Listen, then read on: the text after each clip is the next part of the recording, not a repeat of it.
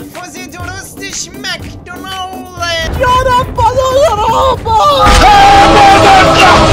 باید برا هم دیگه بزنی برم.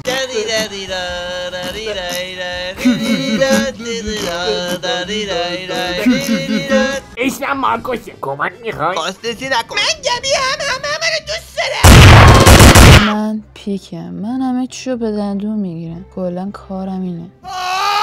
او گیر افتادی، میتونی واسه منم به دندون بگیری؟ و منم هیتلرم، به تخمم. همه صف ببندی. ای بابا باز دوباره هم دیگه رو دیدیم راینر. میخوام یه جوک برات تعریف کنم، آماده باش. تق تق. کیه؟ خبردگارم ما رو مورد رعایت خود واقع بفرما.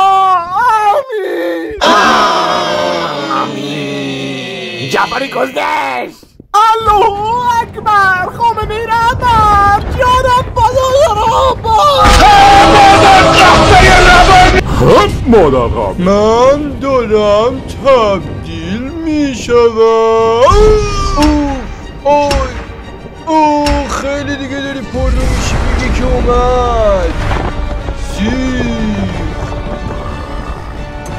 اومد چیه نگاه میکنی بچه خوشگل؟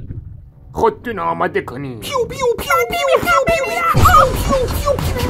چک پوش. میگه که اومد. اوف شدم.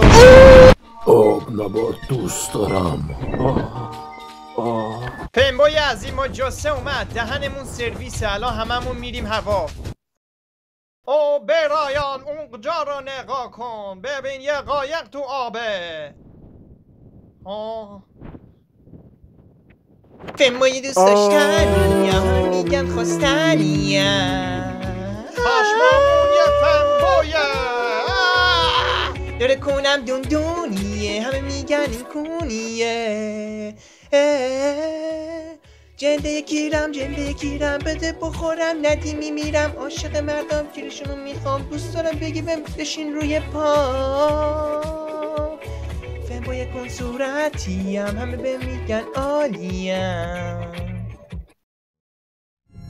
نمیشه عشقم، من پریودم.